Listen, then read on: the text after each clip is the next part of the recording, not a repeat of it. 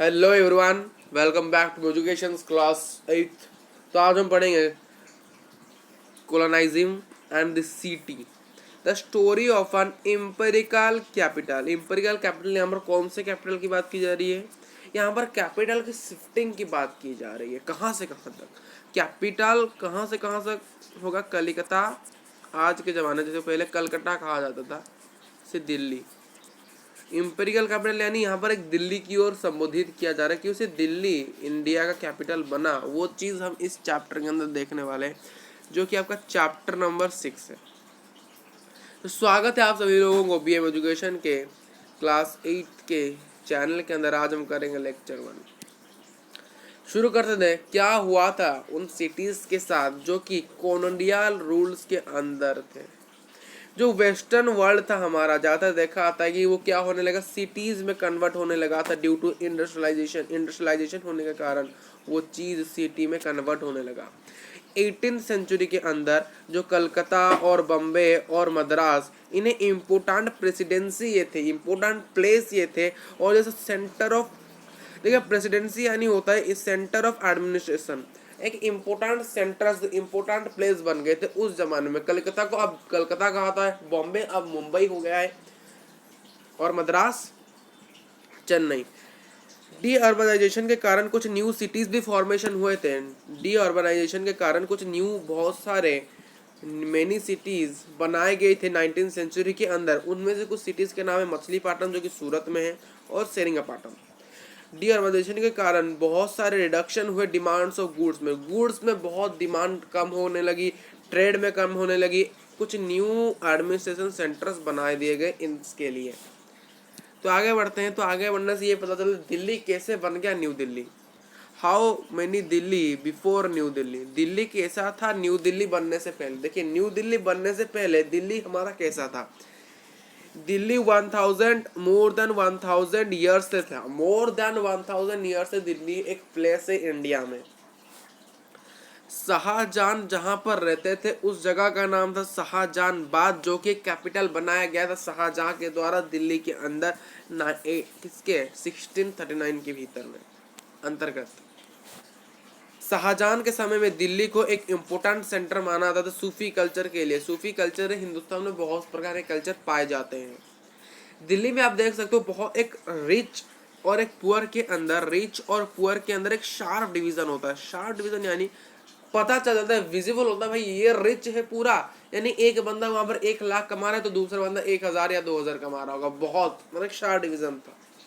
जो red fort, जमा मस्जिद, ये कुछ इम्पोर्टेंट प्रोमिनेंट से, इम्पोर्टेंट मोन्यूमेंट से कहाँ पर? शाहजहानाबाद के अंदर, यानी शाहजहां के कैपिटल के अंदर, जो कि दिल्ली पर है, जो कि 14 गेटेड वॉल से क्या है, सराउंडेड है। ठीक।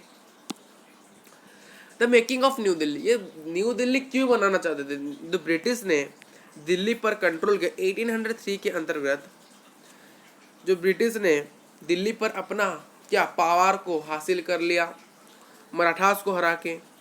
फिर दिल्ली पर वो मॉडर्न दिल्ली को मॉडर्न दिल्ली बनाना चाहते थे, कुछ न्यू चीज़ें डेवलप्ड करना चाहते थे। फिर 1911 के बाद जो ब्रिटिश चाहते थे कि वो दिल्ली को कैपिटल ऑफ ब्रिटिश इंडिया बनाए, ब्रिटिश इंडिया का कैपिटल, ना कि इंडिया का कैपिटल। जो ब्रिटिश चाहता था कि वो अपने दिल्ली पर अपने रूल्स ले बाय यूजिंग द सीट्स। हमें पता है पार्लियामेंट्स में अगर हमको मेजोरिटी चाहिए, हमको ज़्यादा सीट्स चाहिए, कितने सीट्स है? 22 या 50 ऐसे सीट्स है।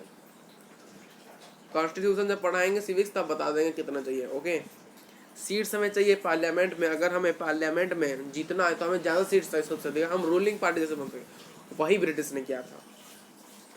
अगर आप मीडिएवल टाइम के अंदर जाओगे तो ये भी, अगर आप मीडिएवल, जब दिल्ली नहीं था, जब न्यू दिल्ली नहीं बना था, जो दिल्ली तभी भी एक प्रोमिनेंट सेंटर था मुगल्स के लिए, यानी मीडिएवल टाइम में भी वो इम्पोर्टेंट पीरियड, एक इम्पोर्टेंट प्लेस के नाम से आना था। Demoralising the past. जो first half of 19th century, जो फर्स्ट हाफ है 19th सेंचुरी का, वहाँ पर ब्रिटिश ने बहुत सारे अमीर इंडियंस को एक वर्ल्ड सिटीज़ के आगे बुलाया था। जो ब्रिटिश इंजॉय करना था, सीखना था, ब्रिटिश को लर्न करना था उर्दू पर्शियन कल्चर को, उनके पोइट्रीज को, और पार्टिसिपेट करना था बहुत सारे उनके लोकल फेस्टिवल है। क्यों? उनको मनाने के लिए कि हम ही आपके नेक्स्ट रूलर्स हो सकते हैं। ब्रिटिश चाहते थे कि वो मुगल्स एम्पायर्स को भूल जाए। जो मुगल्स हैं, इन ब्रिटिश से पहले दिल्ली में कौन थे? मुगल्स थे, यानी अकबर, शाहजहां, ये सारे लोग थे। तो ये सारी चीज़ों को दिल्ली जिस प्रकार से भूल जाए और उस एरियाज के अंदर जो फोर्ट्स वो बनाए जाए वो पूरी तरह से गार्डन्स, पार्लिविलोन्स, मॉस्कोस को क्लियर कर। ये सारे जो गार्डन्स थे, गार्डन्स कौन चाहते थे? जो मुगल्स राजा फाजा थे उनके बहुत बड़े बड़े गार्डन्स थे, बहुत बड़े पाविलोन्स थे, बहुत बड़े बड़े मॉस्कोस थे। मॉस्कोस उनका एक मंदिर होता है, वो सारे थे। तो वो क्या करना था, उन सारे चीज़ों को, वो जो फोर्ट्स थे इन्हें डिमोलाइजेशन करना चाहते, इसे तोड़ना चाहते थे और उसकी जगह में कुछ नई चीज़ें बनाना चाहते थे मॉडर्न सिटीज़ के लिए। 1870s के अंतर्गत तो वर्ल्ड वाल्स ऑफ शाहजहानाबाद को तोड़ा गया। तो शाहजहानाबाद थे वो एक बहुत बड़ा एरिया था, जहाँ पर शाहजहां रहते थे उसे ही शाहजहानाबाद कहा जाता था। ओके, ठीक है। उसी जगह के वॉल्स को बहुत बड़े बड़े थे, उसे तोड़े गए। उसे तोड़ने के बाद क्या बनाया गया? उस वॉल्स को तोड़ने का, उस वॉल को और भी एक्सपांड किया गया कुछ नई चीज़ बनाने के लिए। फिर ब्रिटिश क्या करते, सिविल लाइंस भी बनाता है नॉर्थ दिल्ली के अंदर। 1870s और 1857 में वो रेजियालांस बनाता है, जिसे हम रेजियालांस क्या कहते हैं, rebirth of art and literature. Delhi के आर्ट और लिटरेचर को वो चेंज करना चाहता है, रीबार्थ देना चाहता है। But the period after the 1857 revolt के अंदर जो दिल्ली को देखा गया डिस्ट्रक्शन बाय ब्रिटिश ने कुछ डिस्ट्रक्शन भी वहाँ पर कर दिए। बहुत सारे चीज़ें जो कि मानना नहीं चाहते थे मुगल्स, अच्छे थे, उसके साथ डिस्ट्रक्शन किया गया। कुछ बहुत सारे पेड़ काटे गए, ये सारी चीज़ें कुछ अच्छी बात नहीं हुई थी। फिर ब्रिटिश चाहता था कि कैप्चर कर दे सिंबल ऑफ मुगल्स एडमिनिस्ट्रेशन को, स्टार्टेड कर दे ब्रिटिश कल्चर एंड एजुकेशन। वो चाहते थे कि दिल्ली क्या करे, जो मुगल्स लोग वहाँ पर थे उस चीज़ को भूल जाए और ब्रिटिश के आर्ट, कल्चर और लिटरेचर को फॉलो करे और उससे वो इन्फ्लुएंस करे अदर इंडियंस को। वहाँ पर कॉलेजेस भी एस्टेब्लिश्ड की गई, इंफ्रास्ट्रक्चर के पैटर्न को चेंज किया गया, न्यू बिल्डिंग्स बनाई गई, न्यू चीज़ें सारे इंट्रोड्यूस की गई, बहुत सारी चीज़ें वहाँ पर होने लगी। प्लानिंग अ न्यू कैपिटल, क्या करना, एक न्यू कैपिटल बनाना है। 1857 के रिवोल्ट के बाद क्या होता है, 1857 के अंदर तो वाइस रॉय लाइटन ऑर्गेनाइज करते हैं दरबार यानी बहुत सारे लोगों आएंगे, बैठेंगे, खाएंगे और वो एक्रोलाइज्ड करते हैं किसे, क्वीन विक्टोरिया को आज द इम्प्रेस ऑफ इंडिया के नाम से। इम्प्रेस ऑफ इंडिया के नाम से क्वीन विक्टोरिया को वो बुलाते हैं।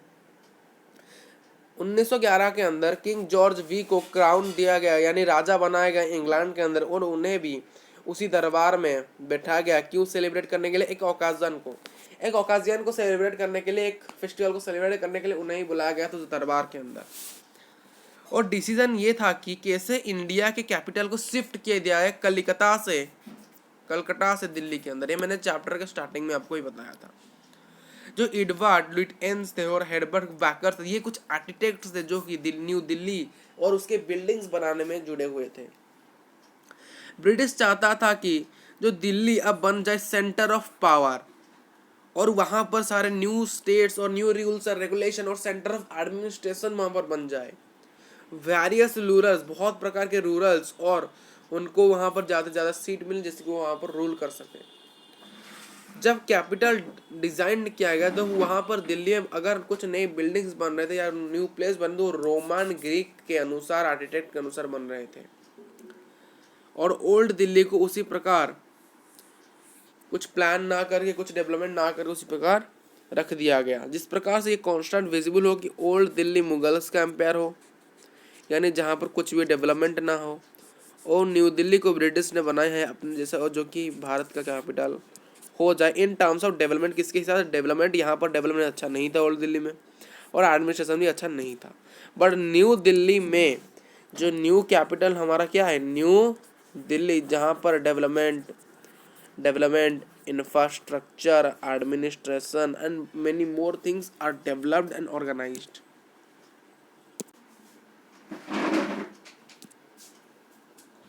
Thank you for watching this video.